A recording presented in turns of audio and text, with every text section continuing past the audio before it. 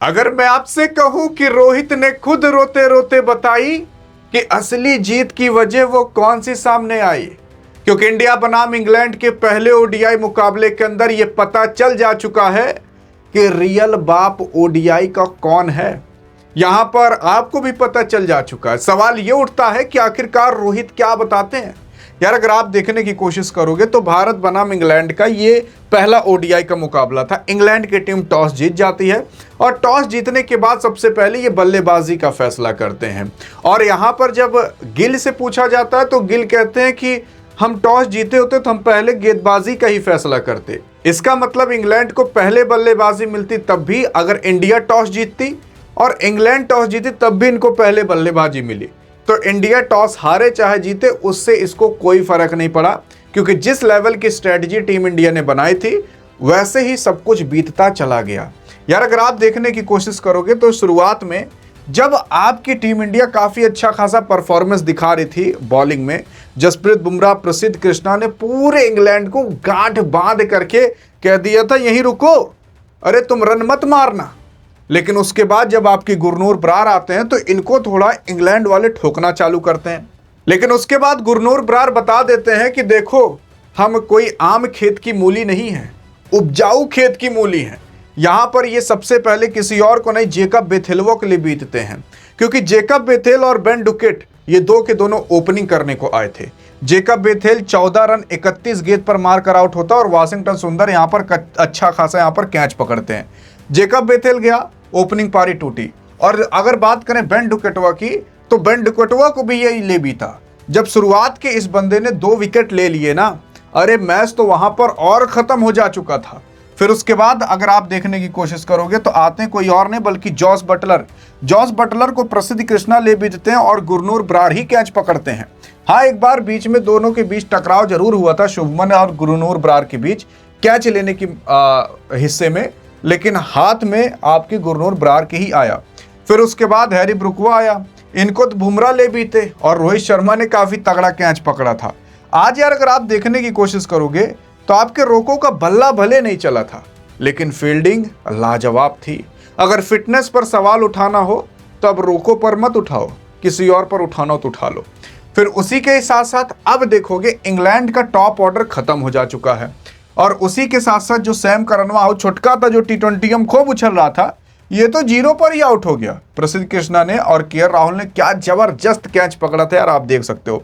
फिर उसके बाद जब आपके विल जैक्सवा आता है, ये 20 रन पर आउट हो जाता है और दुबे जी इनको ले बीतते हैं और के राहुल गजब का कैच पकड़ते हैं। और अगर आप देखोगे तो इनके परछाई में आपको थोड़ा चीता एस भी दिखेगा।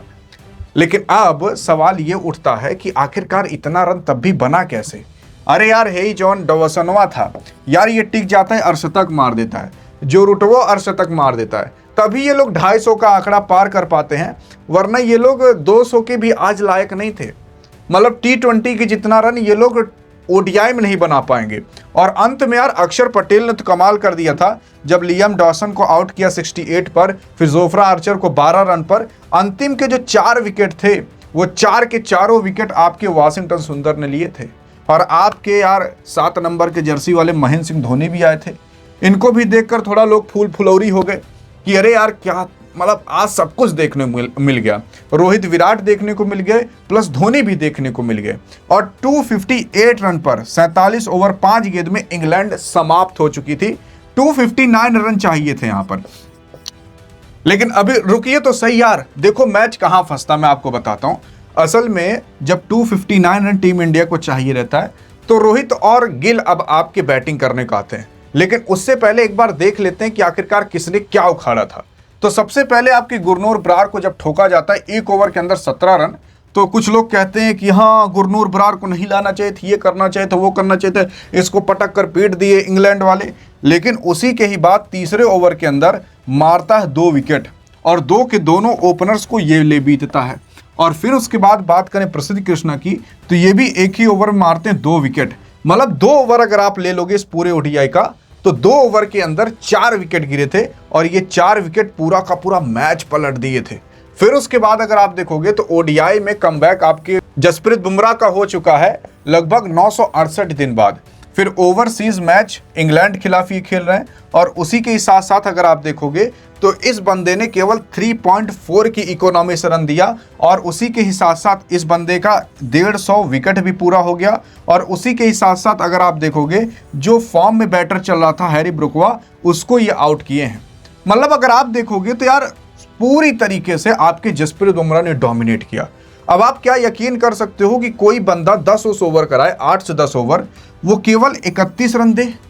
यहां पर आपकी गुरनूर बरार ने पिटवाया भले था, लेकिन अहम 2 विकेट लिए थे। प्रसिद्ध कृष्णा भी अच्छा खासा कराए, 2 विकेट लिए। और अक्षर पटेल ने भी अच्छा खासा पिटवाया, लेकिन 4 विकेट लिए। मतलब यार यहां पर जिसने पिटवाया ना, उसने खुद को फिर जस्टिफाई भी किया कि देखो अगर हम पिटवाए हैं तो उस हिसाब से हमने विकेट भी लिया है। तो बॉलर्स यार यहां पर कमाल कर गए थे और धमाल कर गए थे। फिर अगर बात करें आपके रोको की, तो रोको यार आप देखो पहले 16, फिर 48, 79, 11, इस वाले में 11 मारे। देखो जब कई समय बाद आपका कमबैक होता है, महीने 2 महीने बाद जब आप मैच खेलते हो, तो कुछ ऐसा ही होते हुए आपको दिखाई देगा 1-2 मैच में। लेकिन विराट कोहली का अलग है। विराट कोहली एक में टॉप करते हैं, अगले में फ्लॉप, एक में टॉप, अगले में फ्लॉप। तो क्या पता अगले में आपको शतक भी दिख सकता है। हाँ मतलब ऐसा बहुत कम होता है कि विराट कोहली चेस करें और 5-6 रन पर आउट हो जाएं, क्योंकि विराट कोहली के रिकॉर्ड है। अगर इस बंदे ने 20-30 रन मार दिया तो आप अर्धशतक कंफर्म समझे रहो, और 70-80 रन, 90 रन कंफर्म समझे रहो, या शतक कंफर्म समझे रहो। यहां विराट कोहली केवल 5 रन पर नहीं आउट हुआ, बल्कि वो शतक एक चूक गया। अगर वो जोफ्रा आर्चर की गेंद पर आउट ना होता एलबीडब्ल्यू, तो मैच कब का खत्म हो सकता था, जो अंत तक चला गया। लेकिन अब सवाल उठता है तो जीती कहां यार। देखो टीम इंडिया में सबसे पहला तो क्रेडिट किसी और को नहीं, बल्कि आपके कप्तान गिल को देना पड़ेगा, क्योंकि गिल ने जो 80 रन की एक पारी खेली थी ना, अरे वो कमाल खेली थी। फिर उसके बाद वो रिटायर्ड हर्ट हो जाते हैं। फिर उसके बाद अगर आप देखोगे तो आपके अच्छा खासा पारी श्रेयस अय्यर भी खेल कर गए रहते हैं, और थोड़ा बहुत लोगों का कंट्रीब्यूशन रहता है, और उसी कंट्रीब्यूशन के बदौलत टीम इंडिया जीत पाती है। मतलब अगर रोको चल जाते तो देखो यार सारा मुद्दा ही खत्म हो जाता बैटिंग का। तो बैटिंग तो अब टीम इंडिया के अंदर ठीक हो चुकी है, प्लस बॉलिंग भी देखो जसप्रीत बुमराह के आने के बाद। अब जो शिवम दुबे विकेट लिए थे ना, जसप्रीत बुमराह नहीं बताया था कि ऐसे थोड़ा टाइट करके फेंको, एकदम जैसे पिलास से कस उसके, तब फेंके थे, तब उन्होंने विकेट लिया था। शिवम दुबे कैच छोड़ दिए थे, अगर वो कैच कर लिए होते ना तो 200 रन नहीं बनता, वो भी जो रूट का कैच छोड़े थे। तो मतलब टीम इंडिया यहां पर अब अपने आप को जस्टिफाई कर चुकी है कि वो खराब समय था जो बीत गया, अब अच्छा समय चालू हो चुका है। बाकी अब आप क्या कहना चाहते हो कि अगले मुकाबले के अंदर क्या रोको आपके टॉप करते हुए दिखाई देंगे? मतलब सोचो रोहित और विराट के बिना टीम इंडिया जीत गई, और अगर ये दोनों चलने लगे तो क्या हाल होगा। बाकी अधिक जानकारी चाहिए तो वीडियो में मिलते हैं, तब तक के लिए जय हिंद जय भारत।